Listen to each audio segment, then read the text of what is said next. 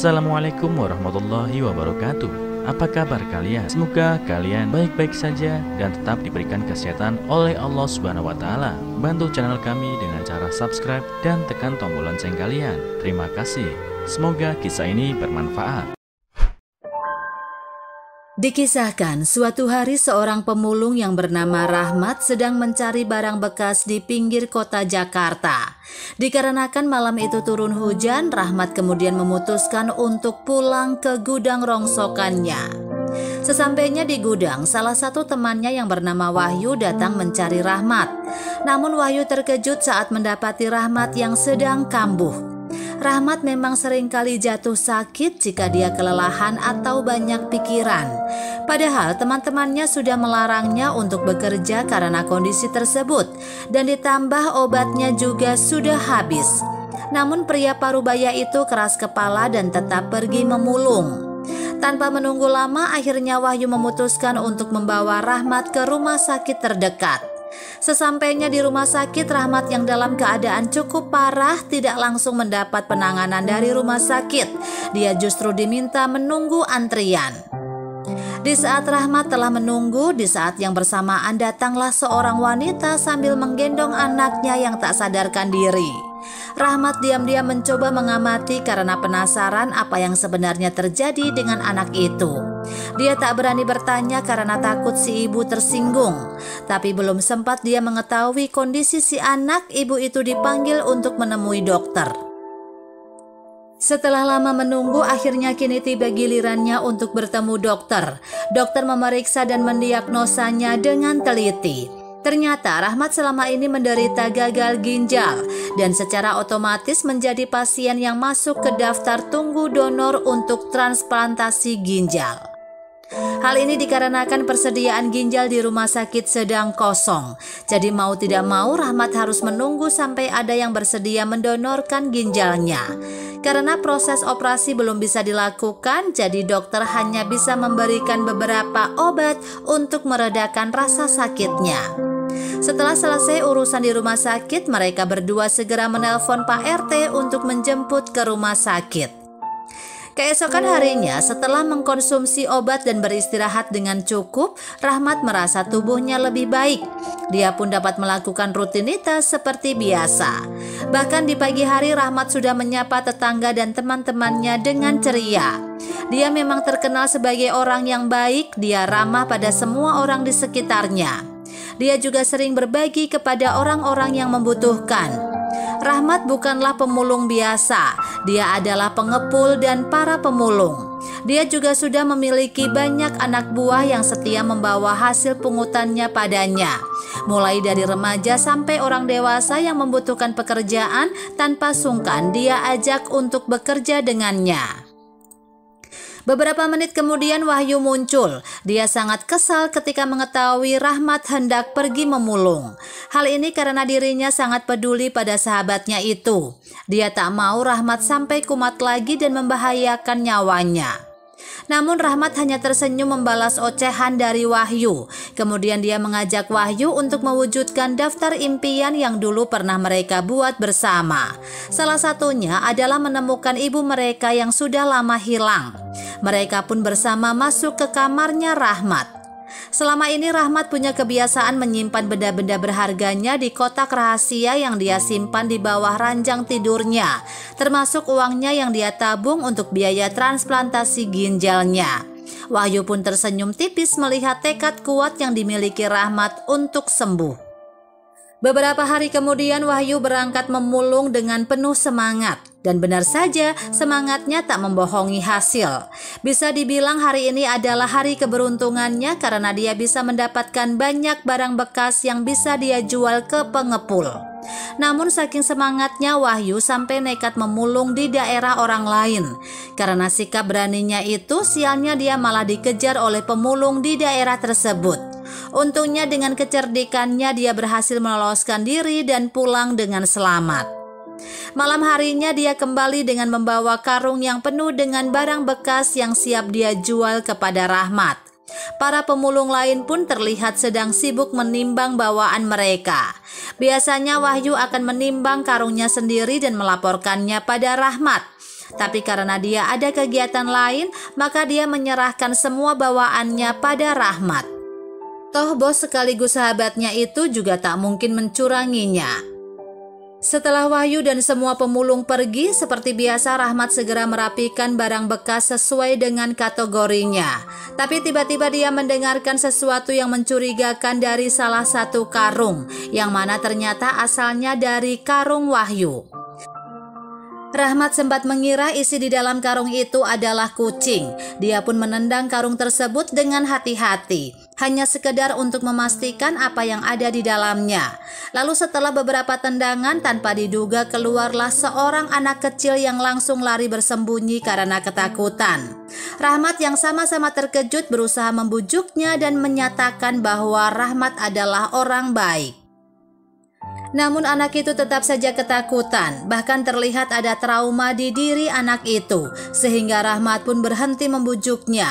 Dan sebagai gantinya, Rahmat mengajaknya untuk makan bersama supaya anak itu lebih santai. Akhirnya anak itu berhasil luluh dan menerima piring yang dia sodorkan. Sambil makan, Rahmat mencoba bertanya pada anak itu, kenapa dia bisa berada di dalam karung. Anak itu pun menjawab dengan lirih sembari melahap makanan yang ada di piringnya. Dia bernama Aldi dan selama ini tinggal bersama ibu dan ayah tirinya. Aldi menjelaskan bahwa dia disimpan oleh ibunya di dalam karung dan menaruhnya di sebelah tempat sampah. Hal ini karena ibunya ingin menyelamatkan Aldi dari ayah tirinya yang selalu memukulnya hingga babak belur. Terlihat dari luka-luka memar yang ada di sekujur tubuh anak kecil kurus itu. Seketika tubuh Rahmat bergetar karena geram. Bagaimana bisa orang dewasa tega menganiaya anak kecil tak berdaya seperti itu? Bajingan seperti apa sebenarnya orang itu? Setelah melihat luka-luka pada tubuh Aldi, Rahmat semakin bergetar membayangkan bagaimana Aldi disiksa selama ini. Bahkan dia sampai menjatuhkan piring yang tengah dia pegang. Setelah makan, Rahmat menyuruh Aldi mandi dan memberi pakaian serta sepatu bekas untuk dipakai. Dia juga menyarankan anak itu untuk menginap di rumahnya sementara waktu. Tanpa berpikir panjang, Aldi pun setuju karena dia memang tak punya tempat lain untuk dituju. Tak lama kemudian, Rahmat menelpon Wahyu untuk datang ke gudang. Di sana dia langsung menjelaskan tentang Aldi yang dia temukan di karung milik Wahyu. Wahyu pun terkejut dibuatnya. Lalu dia menyarankan untuk memberitahukannya hal ini kepada Pak RT agar Aldi diserahkan ke polisi dan dikembalikan Aldi kepada orang tuanya. Namun Rahmat tidak setuju. Dia berpikir bahwa ibunya saja sengaja membuang anak itu dengan alasan menyelamatkannya, yang artinya memulangkan Aldi bukanlah sebuah solusi. Jadi Rahmat pun memutuskan untuk mengurus Aldi dan meminta Wahyu berjanji untuk tidak melaporkannya pada Pak RT. Setelah berpikir sejenak, akhirnya Wahyu setuju dengan solusi tersebut. Keesokan harinya, Rahmat pergi berbelanja pakaian untuk Aldi. Kemudian tanpa sengaja dia bertemu seorang wanita yang dia lihat kemarin di rumah sakit. Rahmat yang masih penasaran dengan nasib anak itu memberanikan diri untuk bertanya pada wanita itu. Namun setelah mendengar pertanyaan Rahmat, wanita itu malah kelihatan sedih dan dengan cepat pergi meninggalkan toko. Hal itu tentu saja membuat Rahmat terheran-heran. Apa yang sebenarnya terjadi pada anak itu? Kenapa sang ibu bersikap aneh seperti itu? Tapi lagi-lagi pertanyaan itu hanya bisa dia simpan dalam kepalanya. Seiring berjalannya waktu, Rahmat dan Aldi terlihat semakin akrab. Terjalin tali kasih sayang di antara keduanya, seperti layaknya seorang ayah dan anak laki-lakinya. Rahmat merawat Aldi dengan penuh kasih sayang. Bahkan dia mengajak Wahyu untuk membuat sebuah pesta-pesta ulang tahun untuk Aldi dan mengundang para pemulung lainnya. Menurutnya tidak ada salahnya sesekali bersenang-senang selagi dia masih sehat, kan?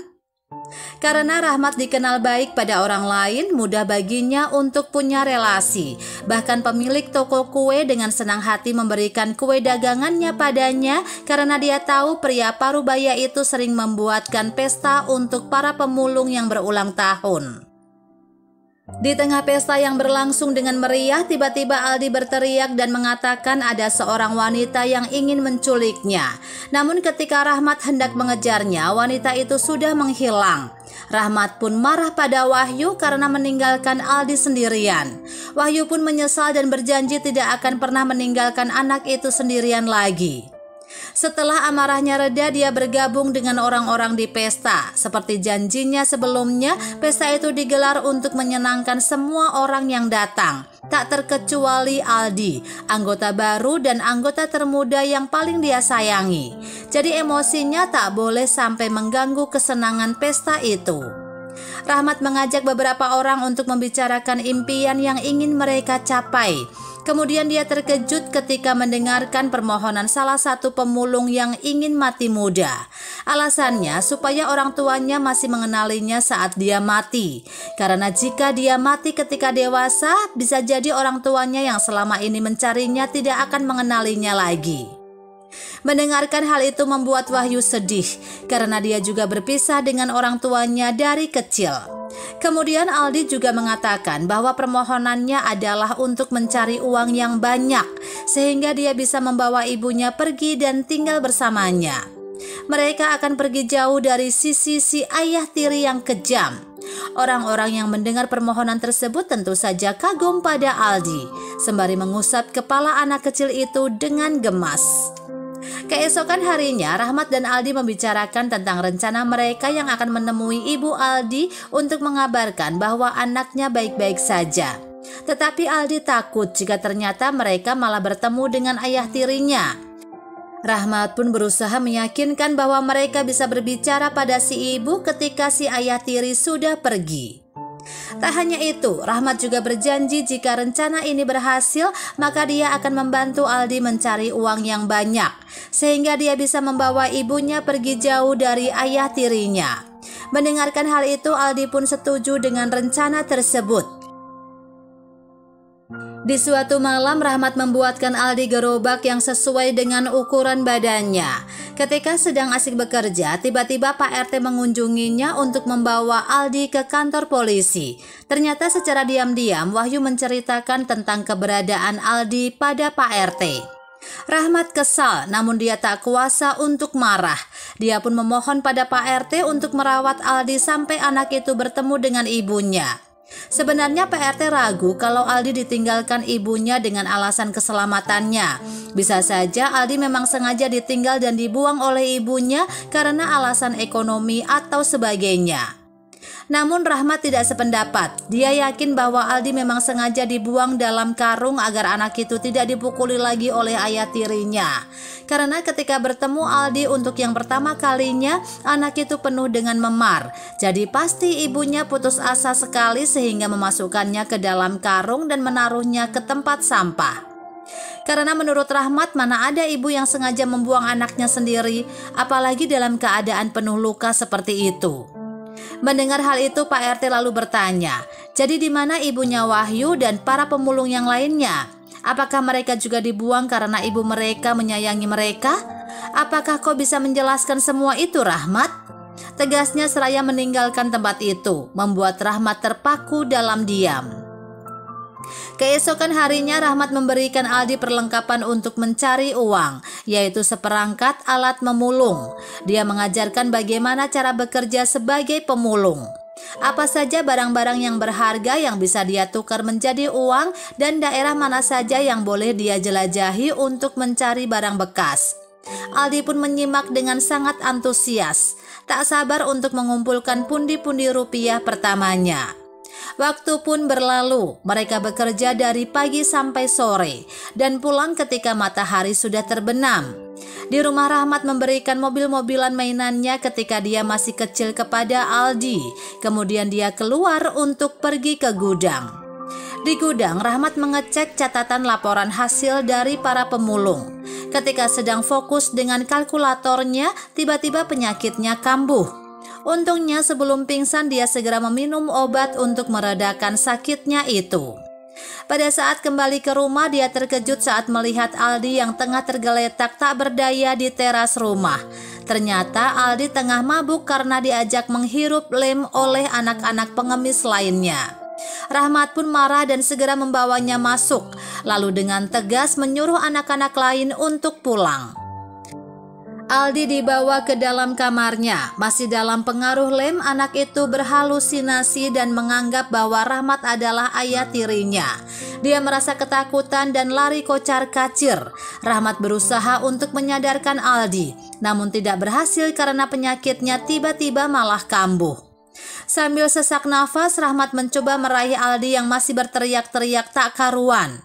Aldi lari dan menabrak meja di ruang tamu. Lalu dia menemukan sebuah foto milik Rahmat dan terus berhalusinasi bahwa itu adalah foto dia dan ibunya. Aldi makin menjadi-jadi dan berteriak sekuat tenaga. Rahmat tak kuasa karena penyakitnya kambuh, segera menelpon Wahyu untuk membantunya.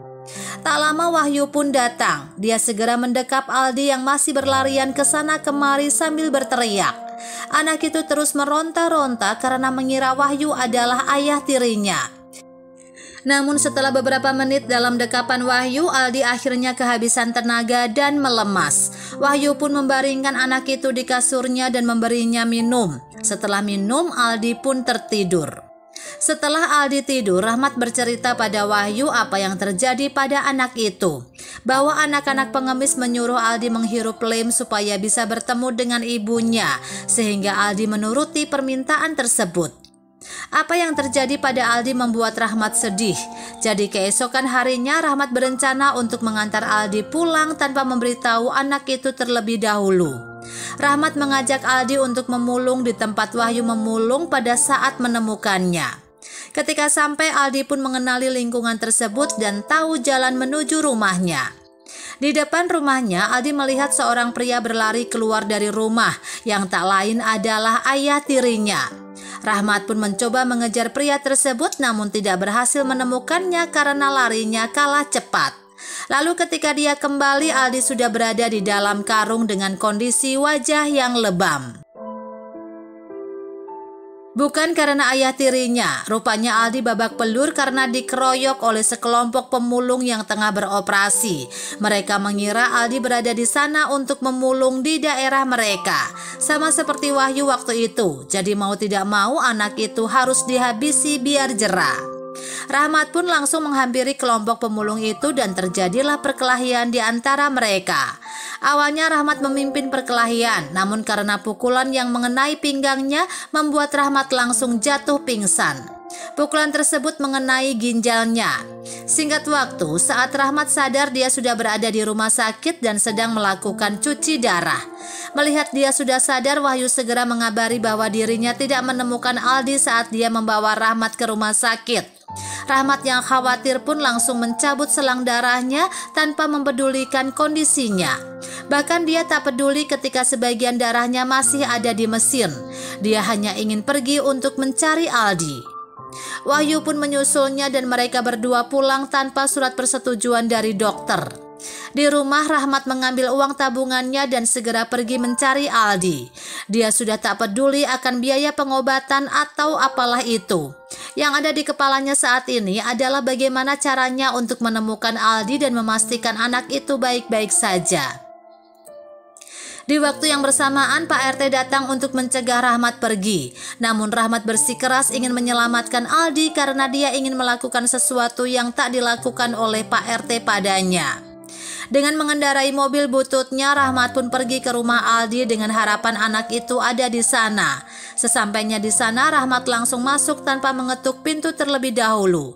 Lalu seorang wanita tua itu muncul karena terkejut.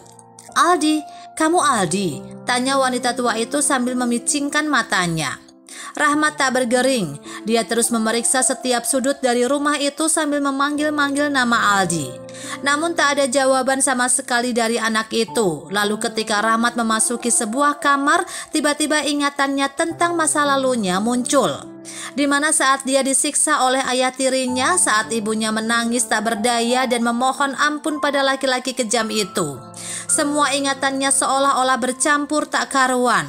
Tubuhnya bergetar dan nafasnya berderu dengan kencang. Lalu wanita tua tadi menghampirinya. Dia memeluk Rahmat sambil menangis terseduh-seduh. Kemudian terungkap bahwa sebenarnya Aldi adalah Rahmat di masa kecil. Rahmat dan Aldi adalah orang yang sama karena dia memiliki nama panjang Rahmat Aldiansyah. Semua kejanggalan ini dikarenakan trauma dan luka batin yang Rahmat miliki. Jadi terkadang dia tidak bisa membedakan mana yang nyata dan mana yang imajinasi. Kondisi Rahmat ini sudah dimaklumi oleh teman-temannya, terutama Wahyu. Sebenarnya Rahmat kecil tumbuh normal, namun karena sosok ayah tirinya yang selama ini dia takuti, alhasil mentalnya jadi terganggu dan dengan sendirinya menciptakan sosok Aldi dalam hidupnya.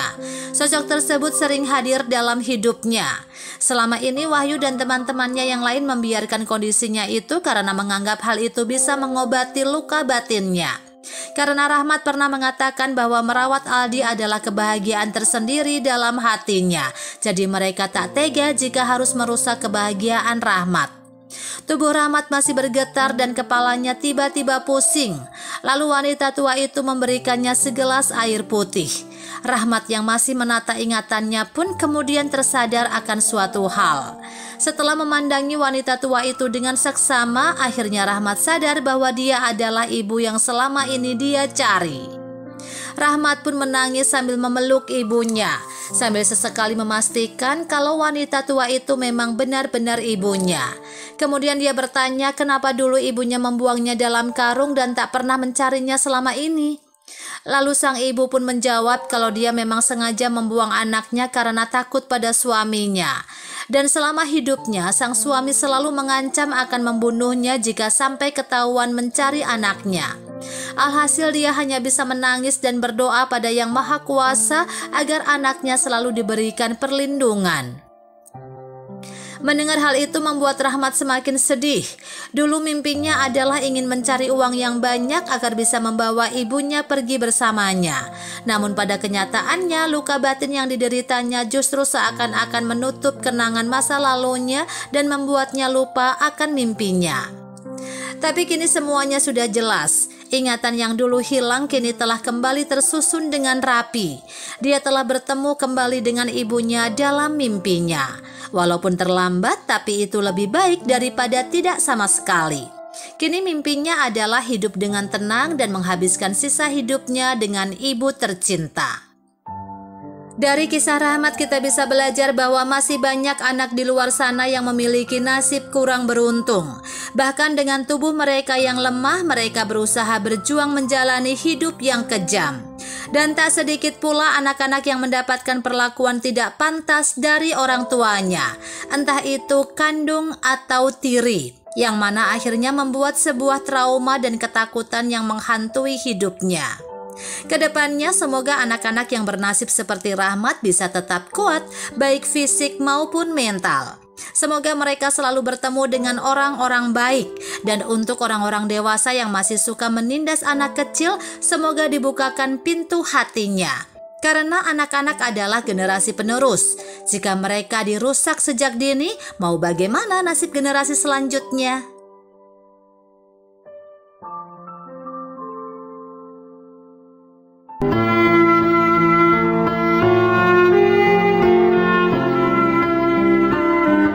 Assalamualaikum warahmatullahi wabarakatuh. Apa kabar kalian? Semoga kalian baik-baik saja dan tetap diberikan kesehatan oleh Allah Subhanahu wa Ta'ala. Bantu channel kami dengan cara subscribe dan tekan tombol lonceng kalian. Terima kasih.